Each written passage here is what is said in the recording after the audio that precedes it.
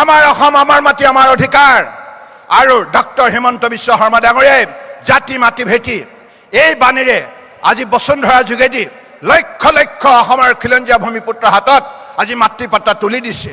এই মাতৃপাত্ৰা দিয়াৰ যাত্ৰা আৰম্ভ হৈছিল মাননীয় প্ৰধানমন্ত্ৰী নৰেন্দ্ৰ মোদী ডাঙৰীয়াৰ নেতৃত্বত 2016 চনৰ পৰা আৰু কাজিৰঙাৰ অবৈধ বেদখলৰ পৰা আৰম্ভ কৰি বটদ্ৰৱা সত্ৰ পাটবাউসী সত্ৰৰ বেদখল মুক্ত কৰাৰ বাবে যি উচ্ছেদ অভিযান তেতিয়া আৰম্ভ হৈছিল, সেই উচ্ছেদ অভিযানক আজি ডক্টৰ হিমন্ত বিশ্ব শৰ্মাই অত্যন্ত দক্ষতাৰে আগুৱাই নি প্ৰায় 48,000 একৰ মাটি আজি বেদখল মুক্ত কৰিলে আৰু অবৈধ বিদেশীৰ বিৰুদ্ধে আজি শক্তিশালী পদক্ষেপ গ্ৰহণ কৰিলে।